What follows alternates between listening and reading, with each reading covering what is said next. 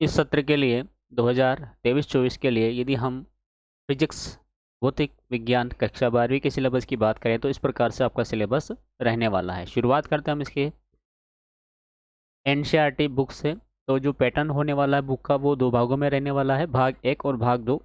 तो यहाँ पर सबसे पहले हम बात करते हैं अध्याय 1 की, जिसका नाम है विद्युत आवेश तथा क्षेत्र। तो इसके अंतर्गत यहाँ पर जो चैप्टर्स जो टॉपिक शामिल होने वाले हैं वो टॉपिक रहेंगे इसकी भूमिका, विद्युत आवेश के बारे में परिचय, चालक और विद्युत रोधी, विद्युत आवेश के मूल गुण, कूलाम का नियम, बहुल आवेशों के बीच में बल, विद्युत क्षेत्र रेखाएं, विद्युत फ्लक्स, विद्युत द्विध्रुव, एक समान बाह्य क्षेत्र में द्विध्रुव, सतत आवेश वितरण नियम, गॉस का नियम और गॉस के नियम के अनुप्रयोग। तो ये चैप्टर 1 में शामिल होने वाले हैं।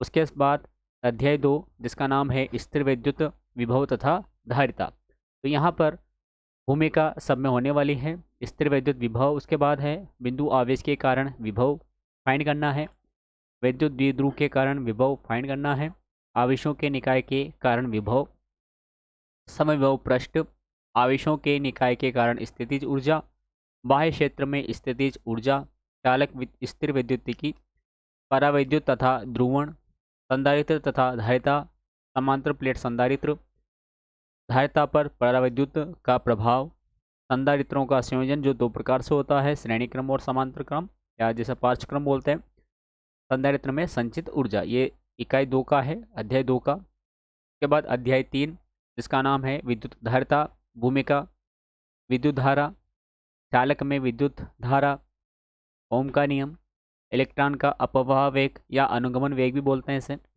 प्रतिरोधकता का उद्गम, ओम के नियम की सीमाएं, विभिन्न पदार्थों की प्रतिरोधकता, प्रतिरोधकता की ताप पर निर्भरता की किस प्रकार निर्भर करता है, विद्युत ऊर्जा और शक्ति, सेल, विद्युत वाहक बल, आंतरिक प्रतिरोध, श्रेणी तथा पार्श्वक्रम में सेल का संयोजन होता है, किरचॉफ के नियम, और उसके बाद है लास्ट टॉपिक इसमें व्हीटस्टोन सेतु। उसके बाद अध्याय 4, जिसका नाम है गतिमान आवेश तथा चुंबकत्व। यहाँ पर भूमिका के बाद है चुंबकीय बल, चुंबकीय क्षेत्र में गति, विद्युत धारा अवयव के कारण चुंबकीय क्षेत्र, बायो सावर्ट का नियम, विद्युत धारावाही वृत्ताकार पास के अक्ष पर चुंबकीय क्षेत्र, एम्पियर का परिपथी नियम, परिनालिका, दो समांतर विद्युत धाराओं के बीच बल एम्पियर, विद्युत धारा पास पर बल आघूर्ण, चुंबकीय द्विध्रुव, जल कुंडली गैल्वेनोमीटर। अध्याय 5, भूमिका के बाद जड़ चुंबक, चुंबकत्व एवं गॉस का प्रमेय, चुंबकीकरण एवं चुंबकीय तीव्रता और पदार्थों के चुंबकीय गुण। अध्याय 6 जिसका नाम है विद्युत चुंबकीय प्रेरण, यहाँ पर भूमिका, उसके बाद फेराडे एवं हेनरी के प्रयोग है, चुंबकीय फ्लक्स है, फेराडे का प्रेरण का नियम है, लेंज का नियम और ऊर्जा संरक्षण, गतिक विद्युत वाहक बल, प्रेरकत्व और प्रत्यावर्ती धारा जनित्र।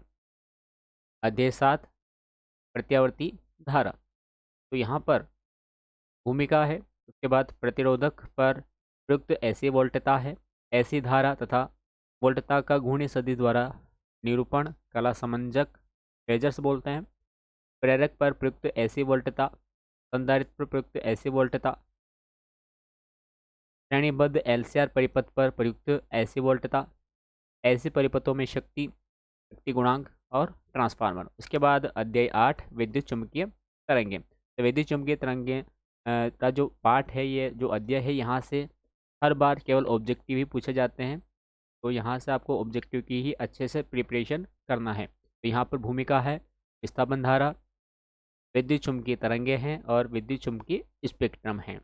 इसके बाद अध्याय 9, जिसका नाम है, जो रहेगा भाग 2 में, यहाँ से भाग 2 शुरू हो जाता है। 9, किरण प्रकाशिकी एवं प्रकाशिकी यंत्र, भूमिका, उसके बाद गोली दर्पणों द्वारा प्रकाश का परावर्तन, अपवर्तन, पूर्ण आंतरिक परावर्तन, गोली पृष्ठों तथा लेंसों द्वारा अपवर्तन है, प्रिज्म में अपवर्तन है, प्रकाशिक यंत्र है। उसके बाद अध्याय 10, तरंग प्रकाशिकी। तो यहाँ पर भूमिका है, उसके बाद यहाँ पर हाइगन का सिद्धांत है, उसके बाद हाइगन सिद्धांत का उपयोग करते हुए समतल तरंगों का अपवर्तन तथा परावर्तन है, तरंगों का कला संबद्ध तथा कला असंबद्ध योग है। प्रकाश तरंगों का व्यतिकरण तथा व्यंग का प्रयोग है इसमें। विवर्तन है और ध्रुवण है, ये प्रकाश की घटनाएं हैं सभी। उसके बाद अध्याय 11 विकिरण तथा द्रव्य की द्वैतीय प्रकृति। यहाँ पर भूमिका के बाद है इलेक्ट्रॉन उत्सर्जन। प्रकाश विद्युत प्रभाव। प्रकाश विद्युत प्रभाव का प्रायोगिक अध्ययन है। प्रकाश विद्युत प्रभाव तथा प्रकाश का तरंग सिद्धांत। आइंस्टाइन का प्रकाश विद्युत समीकरण है, जिसे विकिरण ऊर्जा क्वांटम के अंतर्गत रखा गया है। प्रकाश की कणीय प्रकृति है, द्रव्य की तरंग प्रकृति है। के बाद अध्याय 12 परमाणु। भूमिका के बाद है अल्फा कण प्रकीर्णन तथा परमाणु का रदरफोर्ड नाभिकीय मॉडल है। परमाणु स्पेक्ट्रम है। हाइड्रोजन परमाणु का बोर मॉडल। हाइड्रोजन परमाणु का लाइन स्पेक्ट्रम मॉडल है। बोर के क्वांटमीकरण के द्वितीय अभिग्रहित का डी ब्रोगली द्वारा स्पष्टीकरण है। अध्याय 13 नाभिक। भूमिका परमाणु द्रव्यमान एवं नाभिक की संरचना इसमें है। नाभिक का साइज यानी कि नाभिक का आमाप आकार है उसका। द्रव्यमान ऊर्जा तथा नाभिकीय बंधन ऊर्जा इसमें है। उसके बाद नाभिकीय बल है, रेडियो एक्टिविता है, नाभिकीय ऊर्जा है। उसके बाद अध्याय 14 ये लास्ट है इसमें कि अर्धचालक इलेक्ट्रॉनिकी पदार्थ युक्तियाँ तथा सरल परिपथ। यहाँ पर भूमिका के बाद धातुओं, चालकों तथा अर्धचालकों का वर्गीकरण है। उसके बाद नेज अर्धचालक यानी कि शुद्ध अर्धचालक क्या होते हैं वो।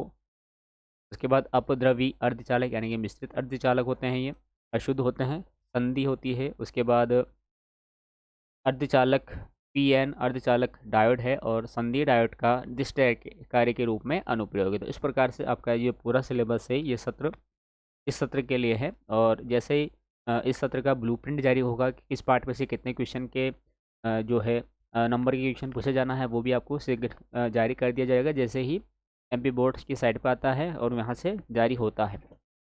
तो इस प्रकार से इस नए सिलेबस के अकॉर्डिंग आप अपनी जो तैयारी है वो कंटिन्यू जारी रखें।